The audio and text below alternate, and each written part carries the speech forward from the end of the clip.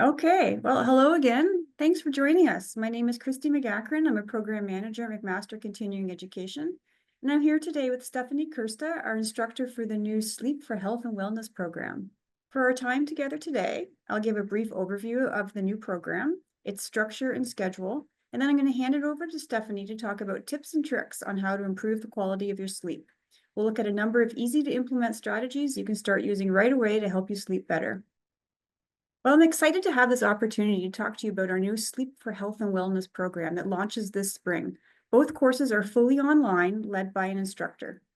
Sleep is so important to our well-being, and whether you're interested in this program to improve your own sleep, that of family members, or to learn more about helping your clients, then this program has been designed to meet those needs. The program will explore the science behind sleep, the effects of not getting enough sleep. It looks at the best practices for sleep, and it also explores interventions for treating sleep issues and disorders. This program is an excellent enhancement to existing education, professional experience, or for personal wellness. The courses can be taken in any order, but it is recommended that you start with Understanding Sleep for Health and Wellness if possible. This course will look at the science behind sleep, why we need it, what happens when we don't get enough. It will discuss sleep hygiene, best practices, and we'll end with how to plan first-line sleep strategies. The second course focuses on sleep issues and disorders. We'll look at the factors that impact sleep issues and the various interventions and treatments that are commonly used. We'll also look at how to create a formal treatment plan to address these issues. At the completion of each course, you'll be granted a micro-credential. The micro-credential is issued in digital form that includes details of the skills and specialized knowledge that you've acquired. And because it's digital, it's shareable, making it easy to add to your resume, LinkedIn profile, and to share with current or prospective employers. Completion of both micro-credentials earns a certificate of completion. The courses are delivered online through our learning management system. This is where you'll access the content and interact with your fellow learners and instructor. Each course runs over a 6-week period. The modules will include elements such as group discussions, videos, resources, and applications to guide you through the content. There are several live sessions that are held through Zoom, and these sessions are highly recommended, but they are recorded for those who may be unable to attend. This is a non-credit personal and professional development program, and although formal academic written papers are not required, you will be assessed through formats such as quizzes, group discussions, activities, and short assignments. The program is open enrollment. You can simply go to our website and register directly online. We're launching the program this spring with the first course, Understanding Sleep for Health and Wellness. It runs from May 12 to June 29. Enrollment's now open. The course fee is $325 and there is no HST. The second course in the program, Exploring Interventions for Sleep Issues and Disorders, will be offered this coming fall, along with 101 again. Those dates have not yet been set, and the schedule will be released in July. It is now my pleasure to introduce you to Stephanie Kirsta. Stephanie's formal education specialized in psychology, and she holds a number of certifications, including cognitive behavioral therapy for insomnia, a postgraduate certificate in addictions and mental health counseling, advanced training in solution-focused therapy, attachment therapy, and psychometric assessments. Stephanie has also earned several evidence-based holistic certificates, including certifications in mindfulness and meditation. Stephanie teaches at several post-secondary institutions. She has a clinical psychotherapy practice where she primarily treats anxiety, depression, self-esteem, and insomnia. She regularly provides workshops and training sessions on stress, wellness, sleep, and mental health. So I'll hand it over to Stephanie. Thank you so much, Christy. I apologize to everyone. While I get started, my voice doesn't always sound this scratchy. I am just getting over a bout of pneumonia, so please bear with me with my voice. But I look forward to talking all about sleep. When we get into it, so I'm going to talk a little bit today about just a little bit of the science of sleep, just so we know kind of how why sleep is important. Everyone tells us why sleep is important. So I'm going to actually give you the reasons why sleep is very important for us. We're going to talk about two main processes that kind of happen for sleep: our circadian rhythm and our sleep-wake homeostasis. both of those things I'm going to keep coming back to when I talk about tips and tricks for sleep. Because really, when we think about what we can do to improve our sleep, what we're doing is we're trying to program our circadian rhythm and get our sleep-wake homeostasis into balance. I'll talk a little bit about sleep stages. And then at the end, I'm going to bring you all through a progressive muscle relaxation, which is a guided, maybe you want to call it like a bit of a mindfulness technique, but it's a technique that we use for the treatment of insomnia.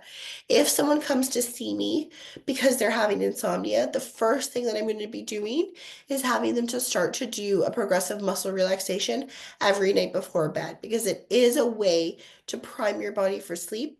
It's a way to take all of the tension and stressors of our day and release them kind of one by one systematically. So I'll bring you through that. We'll get into it. First and foremost, I just wanted to share, this is a little picture of my dog sleeping. I think it's so cute. I always like, whenever I talk about sleep, I always love to take this picture. He did that himself. I did not do that, but it is my favorite picture to use when I talk about sleep. So, sleep, when we talk about the science of sleep, so absolutely, you know, it's a vital biological process. It's essential for recovery in our day-to-day, but there's four processes that happen during sleep. So sleep affects almost every type of system and tissue in the body.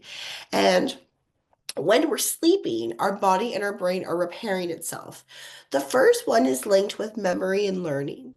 So during sleep, our brain works to process the stimuli we encountered in the day and consolidates it into memory. So it's referred to as memory consolidation. So essentially, as you go through your day and you live these experiences and you learn these new things, when we sleep, what happens is, the way I like to imagine it, our brain is doing kind of a filing system. So it's taking all of those memories, it's taking all of that stimuli that we encountered, and it's filing it away. Is this short-term memory? Is this long-term memory? And we know that lack of sleep can cut our ability to learn by up to 40%. So it's always funny to me when I talk to, in my clinical practice, I work with university and high school students. And, you know, there's a very big thing that a lot of people will pull all-nighter studying before an exam.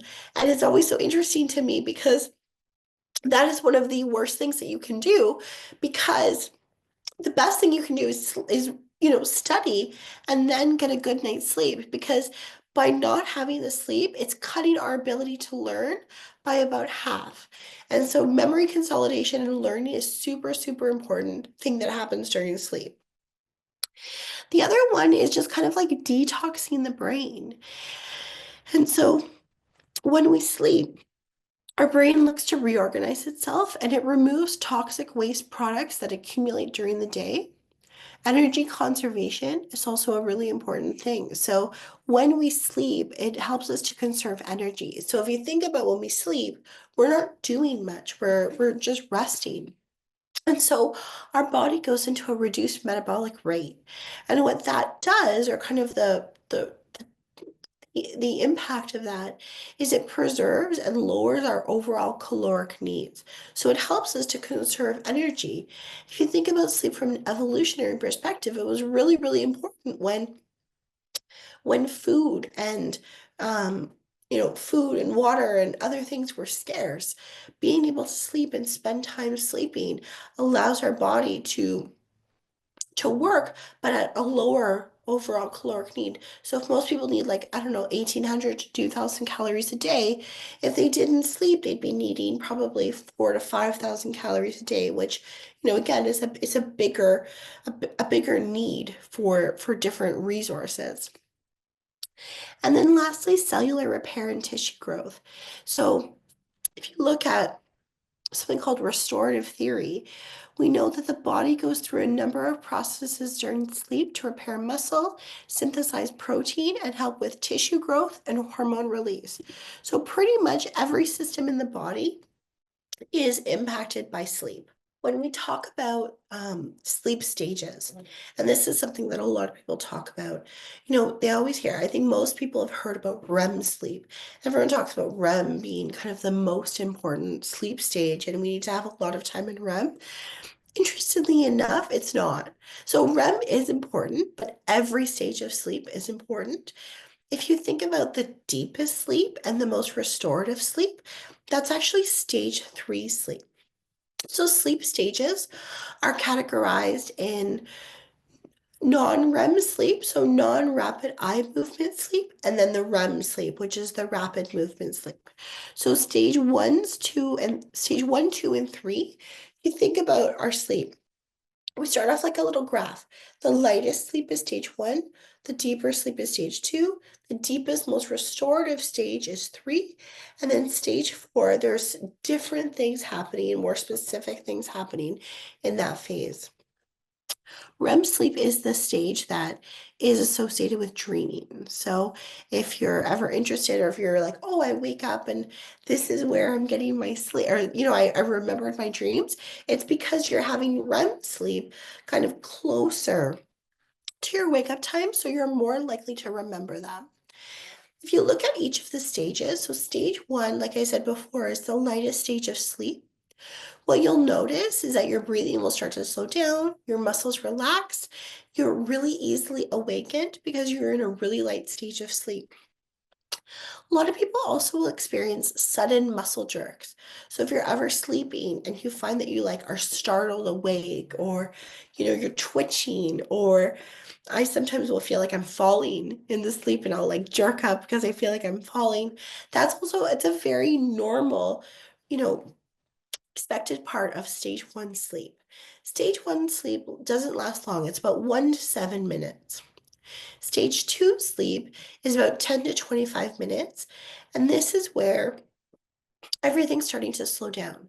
So our body temperature drops down, our heart rate slows, our brain waves slow down with occasional bursts of activity.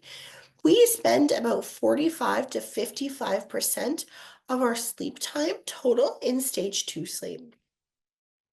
Stage 3 is about 20 to 40 minutes in each stage. And so in stage 3, where it's known as kind of that deep sleep stage, sometimes it's referred to as slow wave sleep. In this, our body's fully relaxed, slowest breathing, slowest heart rate. And this is where a lot of that, that repair and recover is happening. So our body's repairing tissues, our immune system is being strengthened, and this stage is crucial for feeling refreshed in the morning. REM sleep, sometimes people refer to it as stage 4 sleep, but mostly it's referred to as REM sleep. What's interesting is it's kind of the opposite of stage 3. Our brain becomes very active. And so this is where we're having the dreaming. This is where a lot of the memory consolidation and learning comes from. And then interestingly enough, in REM sleep, our body becomes temporarily paralyzed to prevent us from acting out our dreams.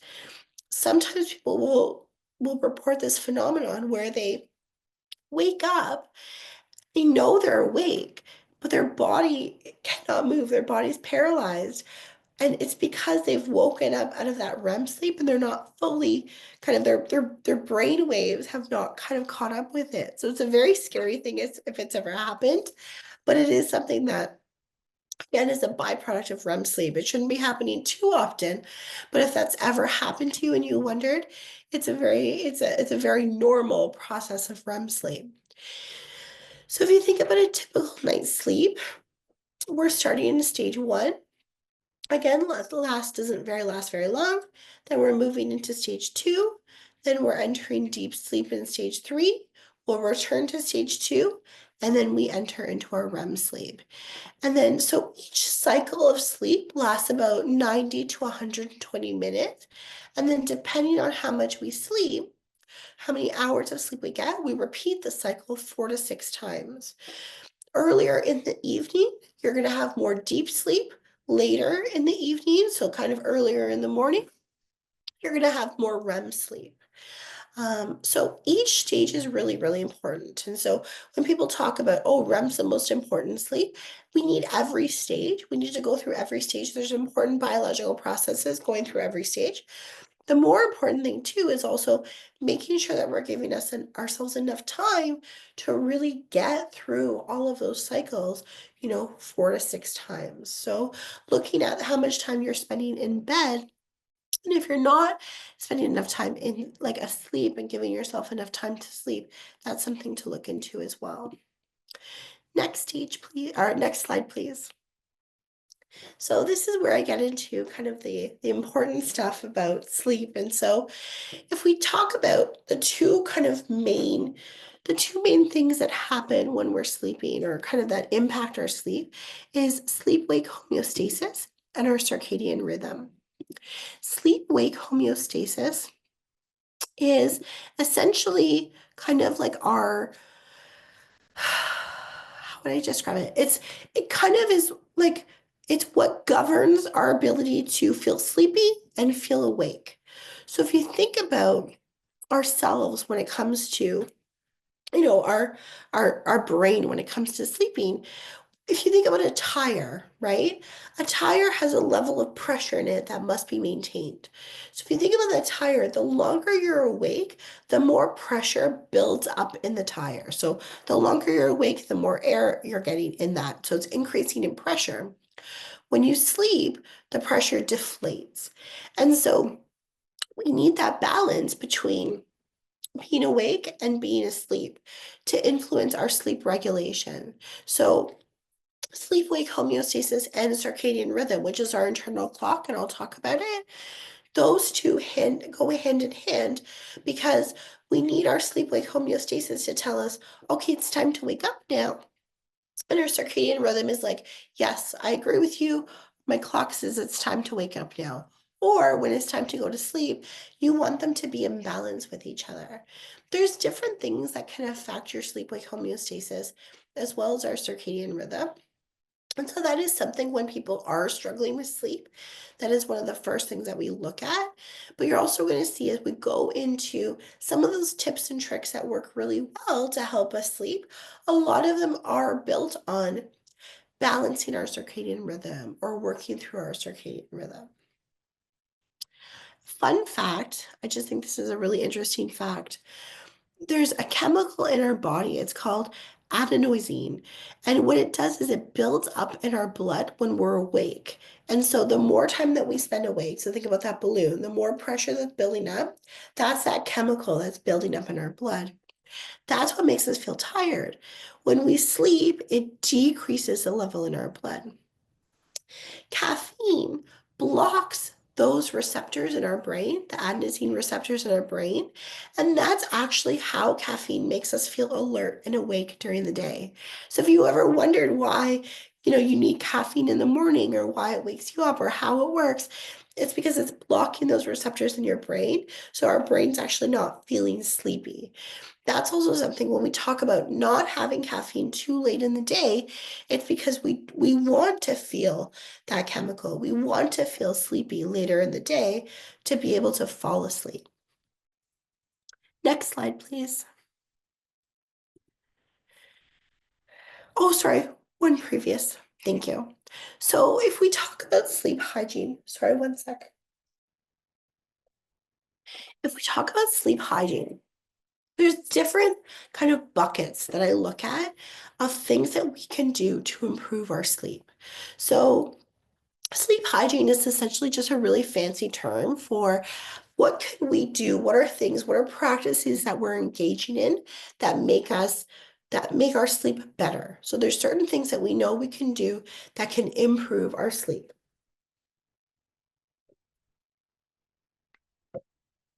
Two things I want you to keep in mind when we talk about sleep hygiene is our bodies love routines. So if you think about when we were babies and our parents took care of us, we had this full routine, right? When it was time for bed, we would get, a lovely bath, we would have a bottle, maybe we would have story time. We'd go to bed at the same time every day. We would naturally wake up. We had this really great routine. somewhere when we start to take care of our own bodies or we start to take control of our own bodies in life, we tend to fall out of that routine. We don't have that really strict kind of routine in our day to make ourselves feel better or to make ourselves to cue to our brain that it's time for sleep. And so you'll see with a lot of these sleep hygiene tips, I keep coming back to routine because our body likes to know what to expect. Our body is essentially a machine. It likes to know when it's time to wake up, when it's time to go to sleep. It likes to know when our next meal is coming. It loves to know those different things. So a lot of things that we do to improve our sleep is actually kind of just like hacking that little routine or that need for routine in our body. So again, there's different types of categories, and I'll go through some of them. So the first one is environment. Our bodies really love, certain things that we can keep in mind or certain practices that make us feel like it's time to fall asleep. So absolutely, having a comfortable mattress, having a comfortable pillow, making sure you have like good bedding, pajamas that are not like, constricting you. So anything that's going to make you feel uncomfortable, absolutely environment one. Two great ones though that are most important are making sure your bedroom is cold. So if you think about us from an evolutionary perspective, when we were, cave people, how our bodies knew it was time for sleep was because it would get dark outside and it would get cold at night. And especially if we were sleeping in a cave, it would be very cold and very dark. We haven't evolved very much from that. And so our body loves cool, dark rooms. Going back to that circadian rhythm, the cold and the dark is actually what tells our internal clock system, okay, it's time to fall asleep now. So if you think about setting a cooler temperature in your home or in your bedroom, you want it to be about 17 to 19 degrees Celsius. So that's super chilly. You want it to be cold because that actually is going to help balance our circadian rhythm. It's going to help tell our body that it's time for sleep. It's also going to prime our body to start to produce melatonin. Melatonin is a hormone that we need to be able to fall into REM sleep. So cooling down your bedroom is a really great one. I would say start just, if you sleep at like what, 23 or something, start with half degrees. Don't automatically go to like 17 because you're not going to get a good night's sleep. Trust me. Slowly kind of cooling it down a little bit more would be a helpful thing to do. I will be honest with you, I know all about the 17 to 19.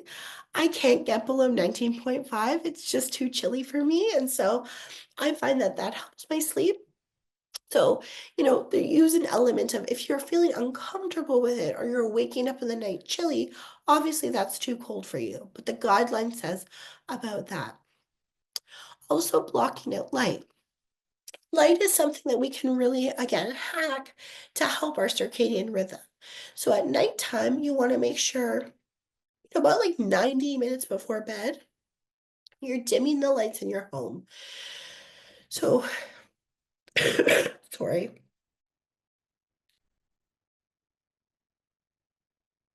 You want to dim the lights before, when you're starting to relax before bed.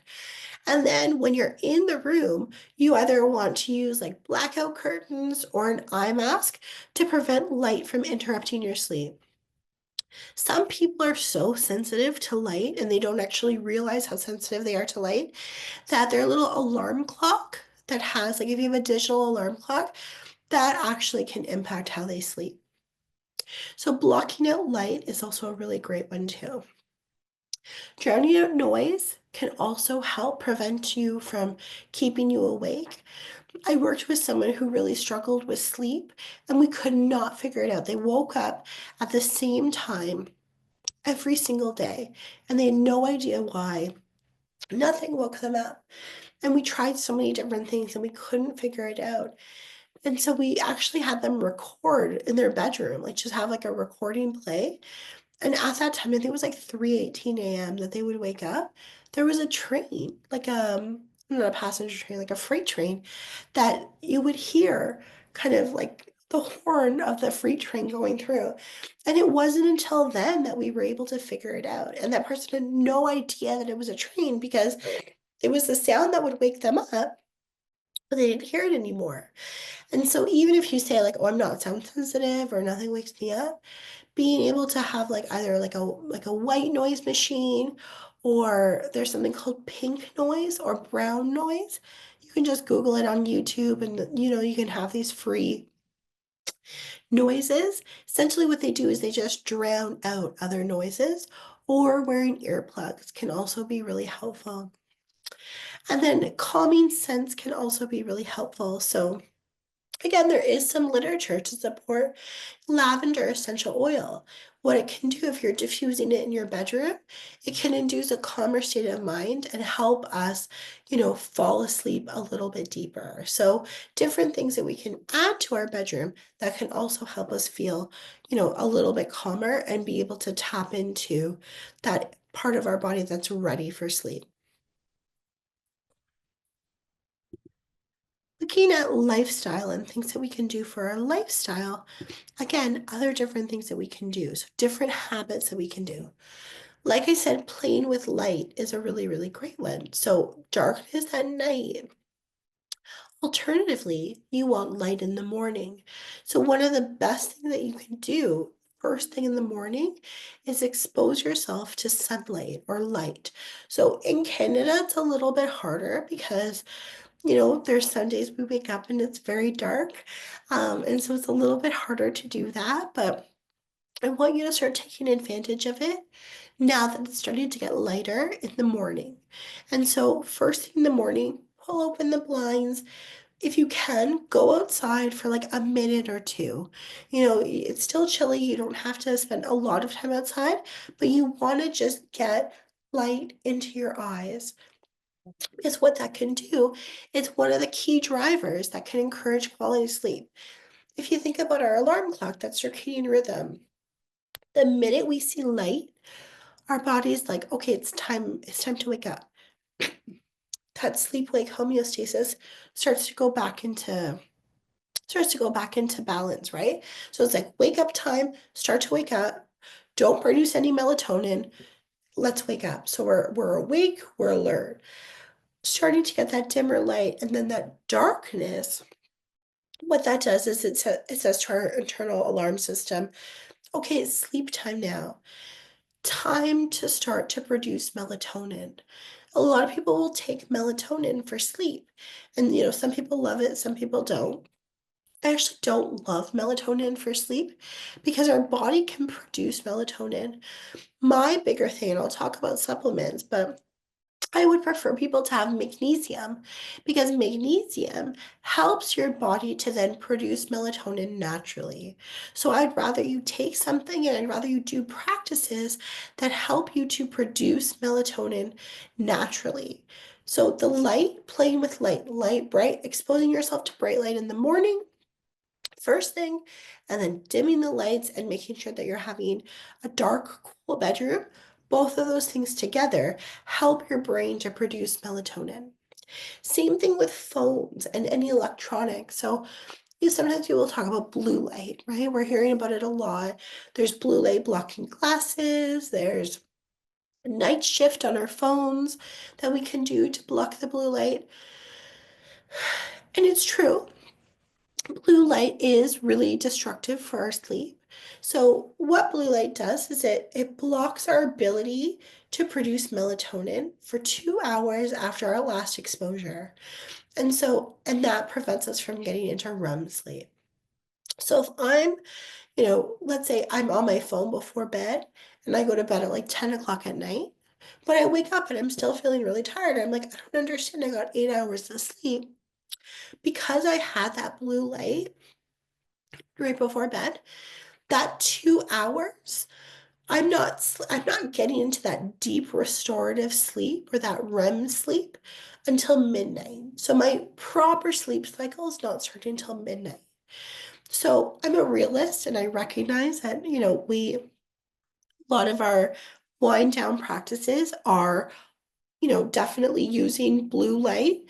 And so even there's different things that we can do. Ideally, maybe even just trying to stay away for like half an hour will make a difference. There are blue light blocking glasses that you can get. There's also, you can shift the color on your phone to red, and red will block out the blue light as well. So there's different things that you can do, but one thing that I do find is not, even just trying to have that bit of that sleep routine, and even for half an hour before bed, maybe listening to some music that's relaxing, or listening to a podcast, or reading a book like a paper book.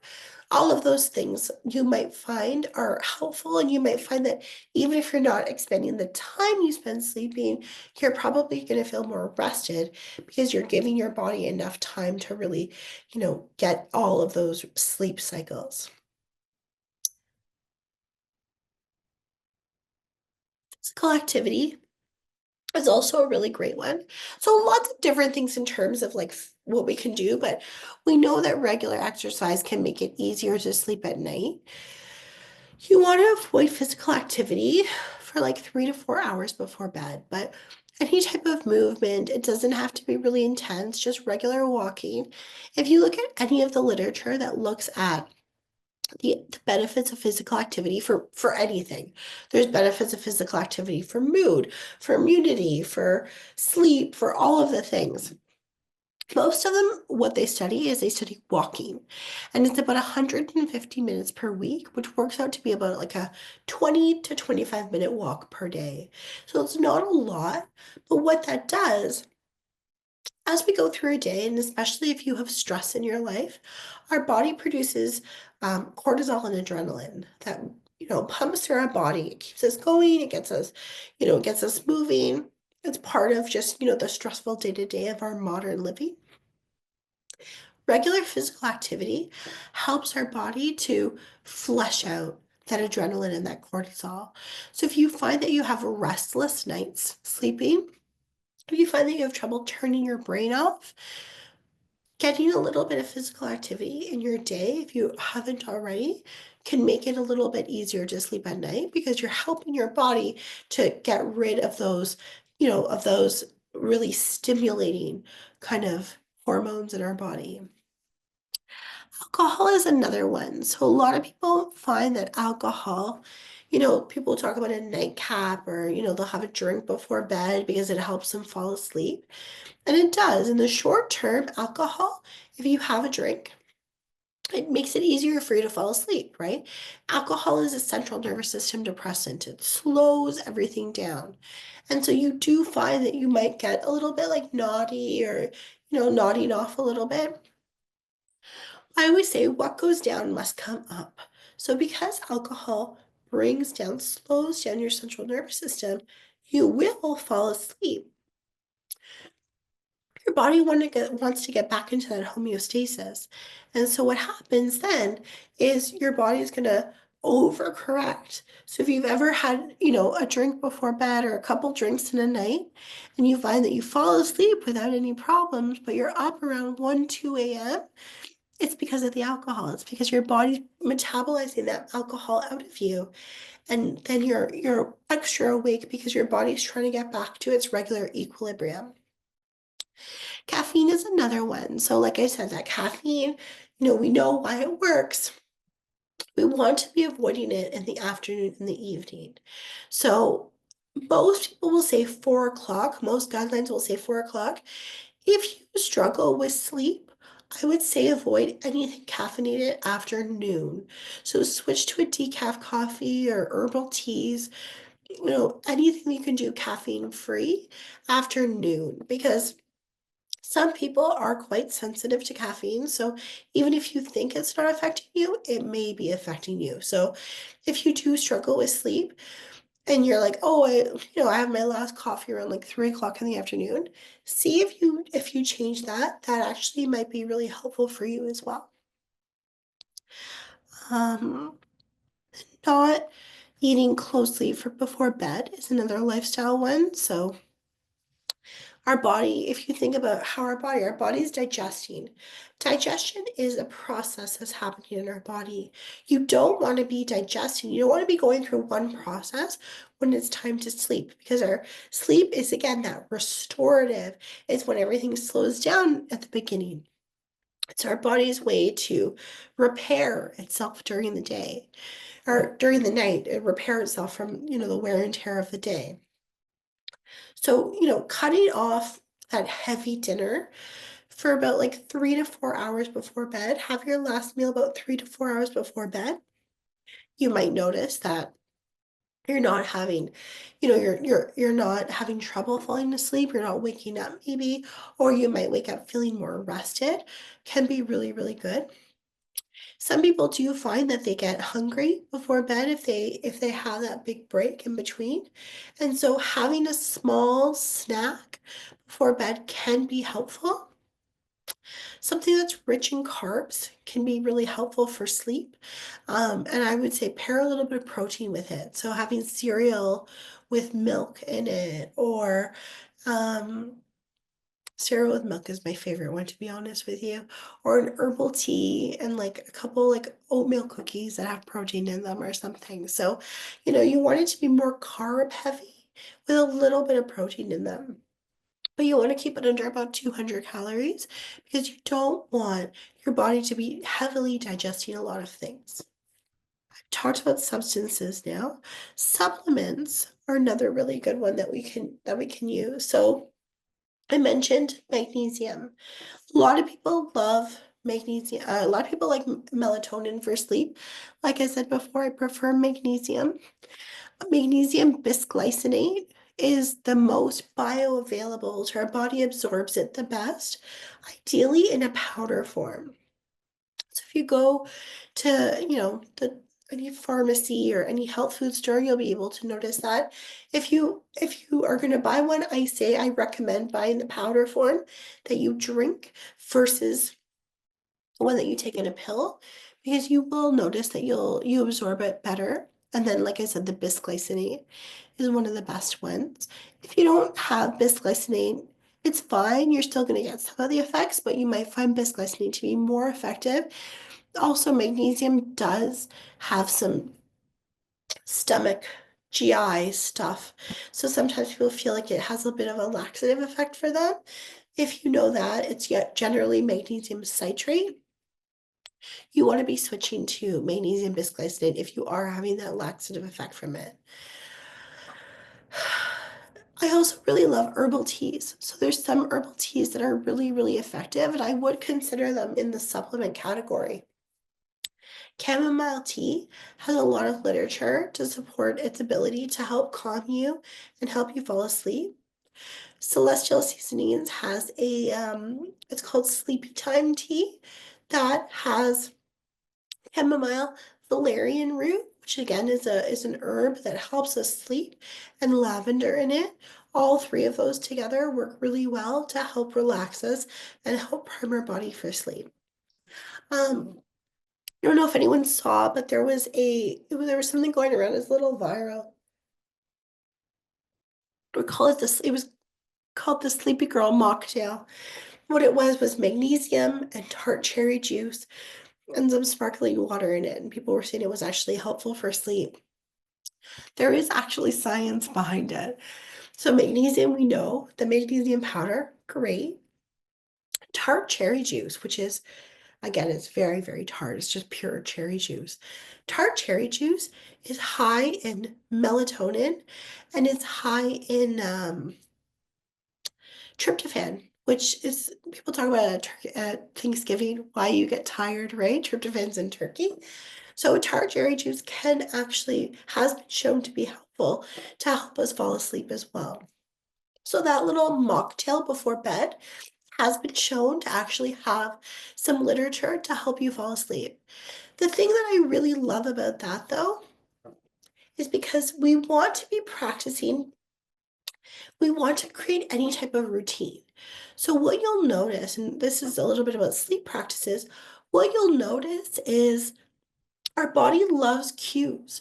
So if tonight I'm like, you know what, I'm going to practice, I'm going to put some of these into play.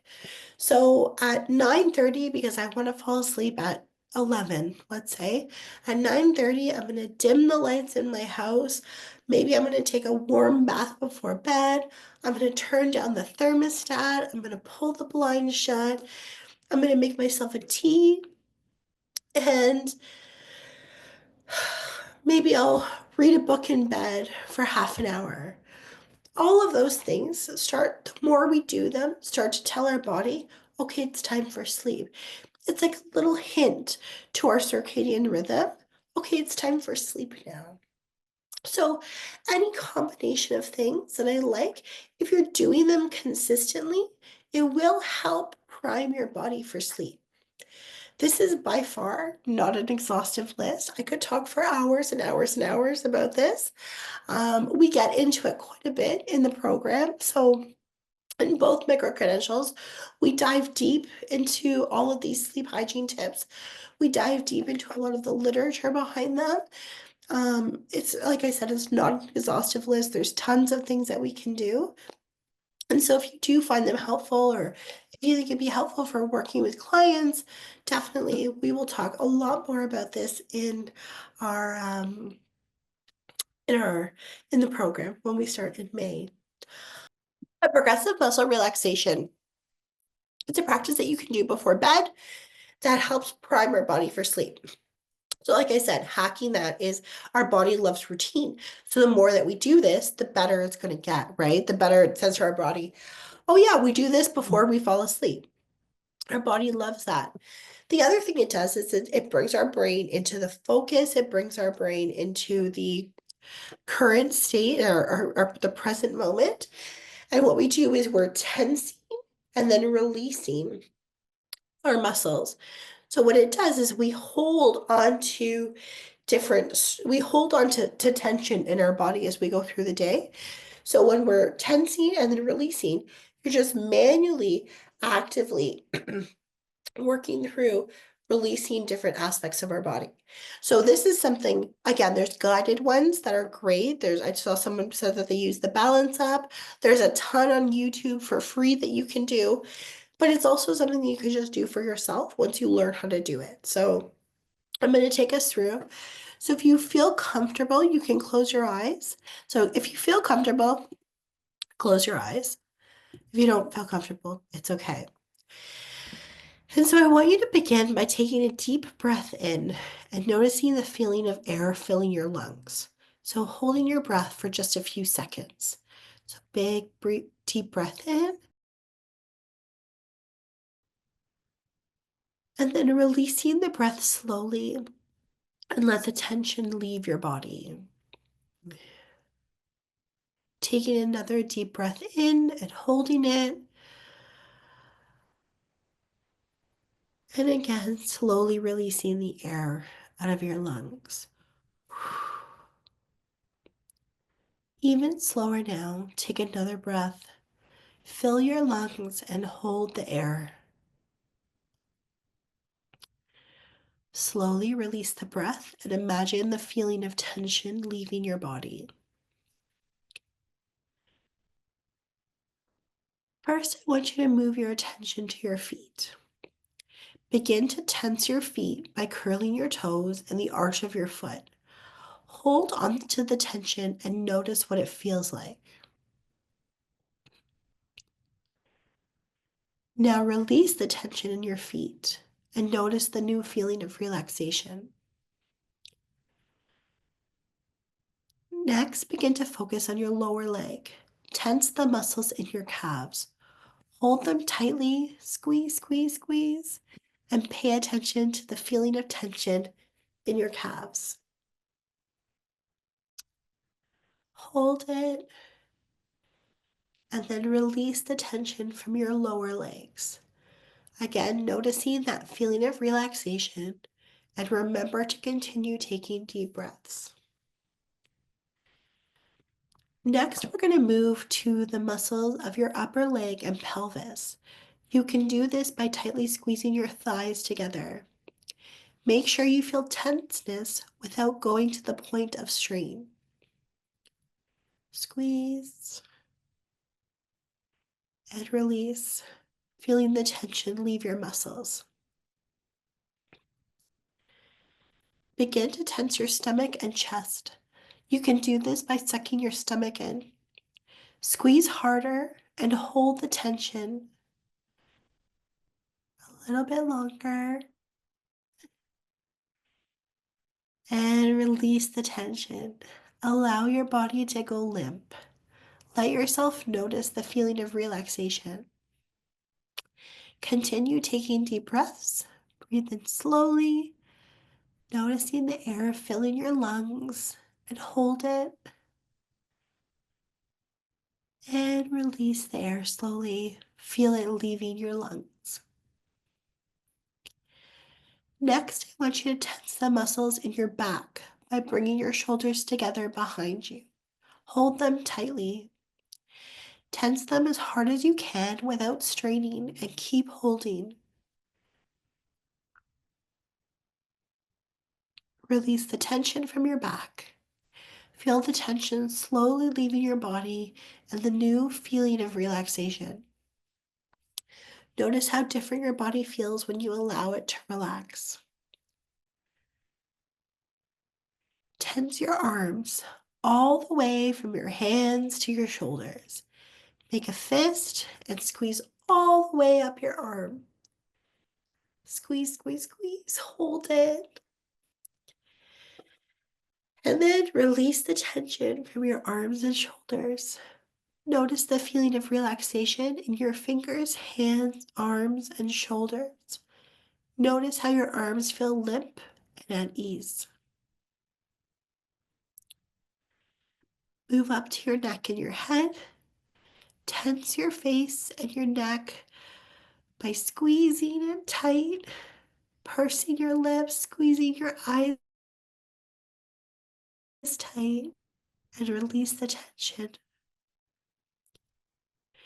Finally, I want you to tense your entire body, starting with your feet, legs, stomach, chest, arms, head, and neck.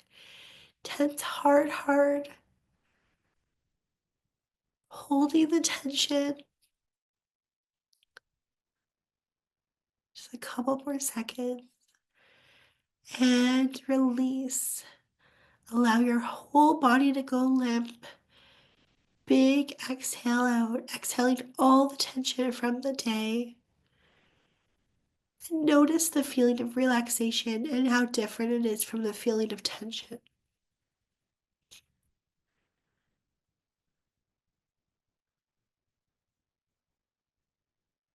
When you feel comfortable, you can slowly butterfly your eyes open when you're ready. That is a progressive muscle relaxation. So, like I said before, it's something you can absolutely do for yourself. Just remembering to squeeze and release systematically different parts of the body and do a really good tense, full body, and then release it all. And doing that brings our brain into the present moment. It also helps us to slowly de-stress or take away any tension that we're maybe not aware that we're holding on to. And it's a great way to prep your body before bed. It's one of the things that we will always, always do when we're treating insomnia. So thank you all so much for being here. I hope that I see some of you in May, because I do love to talk about this, and I would love to be able to, spend some good time together to be able to work through this, and I'll have a voice, so that will be even better. Thank you so much, Stephanie. That was incredibly informative. And if I may say, I think you've earned yourself a beautiful afternoon nap. Thank you. I'll give myself the full 120. There you go. Thank you, everybody, for joining us. It was a great hour. Thank you. Thank you all so much.